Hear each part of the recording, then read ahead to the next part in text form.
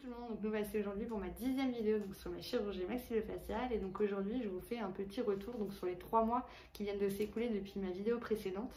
En effet il y a eu quelques petits événements plus ou moins sympathiques qui se sont déroulés et du coup je vais vous en faire part. Alors, comme vous le savez, je suis suivie donc, par un parodontiste pour des problèmes de gencives parce que j'ai une maladie parodontale. Et du coup, au dernier rendez-vous, malheureusement, on a découvert donc, une récession au niveau de la gencive. C'est-à-dire qu'en fait, sur mes dents du bas, j'ai la gencive qui est extrêmement descendue et malheureusement, je vais devoir donc, subir une greffe de gencive. Autant vous dire que sur le moment, j'étais un petit peu déçue. Pas énervée, mais voilà, j'en avais un peu marre de me dire que voilà, encore une intervention à subir. Et puis au-delà du fait que ce soit une intervention, il y a aussi, et ça faut le prendre en compte quand on se lance dans le projet chirurgie maxillofaciale, il y a une question de budget.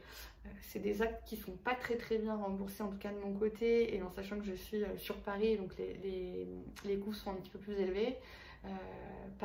Pas bien remboursé par la sécurité sociale ou les mutuelles, et du coup une intervention ça veut dire des frais en plus, et donc dans le budget global ça commence à chiffrer.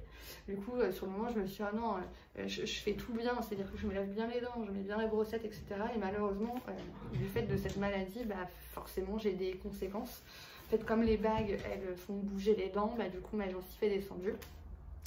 Donc bon, sur le moment c'est un peu compliqué, maintenant bon, on fait avec, c'est une étape de plus. D'ailleurs on n'a pas encore défini le process avec mon parodontiste, donc soit ce sera avant la chirurgie, soit ce sera après. Mais il n'y a pas d'urgence, donc du coup je me laisse un peu le temps de pouvoir réunir les fonds et après on avisera avec le parodontiste. Deuxième mauvaise nouvelle, c'est que malheureusement malgré donc, ce fameux brossage au top, j'ai dû resubir un surfaçage. Donc pour rappel, c'est un détartrage en profondeur. Donc en fait, sous anesthésie, le parodontiste va décoller la gencive, va gratter pour enlever la plaque dentaire. Et malheureusement, voilà, j'ai dû repasser par cette case-là, étant donné que malgré tout ce que je fais, mais j'ai une gencive trop fragile. Et du coup, là où quelqu'un de lambda se brosse les dents 3 minutes et ça va, moi je vais devoir me brosser les dents 6 minutes pour éviter ce genre d'intervention. Donc on n'a pas le choix, donc je m'y fais, je vais me brosser les dents 6 minutes et je vais passer 2 fois plus les brossettes, et puis tant pis, hein, si ça peut éviter de vivre encore les interventions avec les anesthésies, etc., moi ça m'arrange. Donc voilà. Concernant les bonnes nouvelles, j'ai enfin le go de mon orthodontiste pour pouvoir programmer une date d'opération. Donc l'opération va avoir lieu fin septembre, début octobre.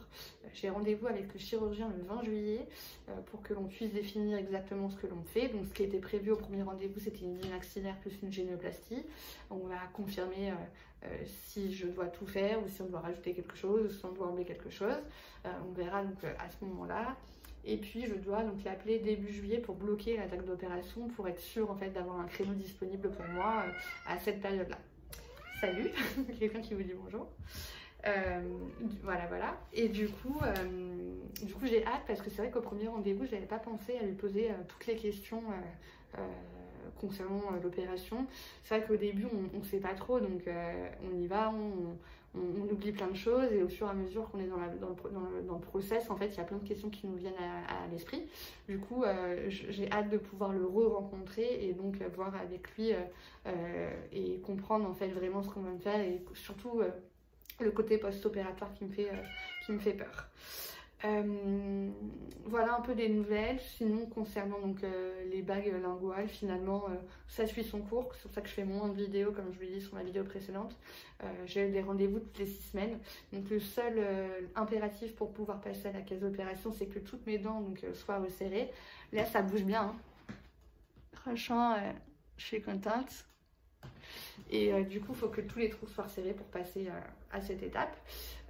Et sinon je voulais juste faire un petit coucou à LM donc sur Instagram, elle se reconnaîtra. C'est une personne que j'ai rencontrée grâce à mes vidéos, qui est venue donc partager son expérience à elle. Elle vient de subir donc l'opération il y a 1 mois maintenant, et du coup je te remercie d'avoir partagé avec moi ton aventure de par tes photos, tes vidéos et tes petits messages.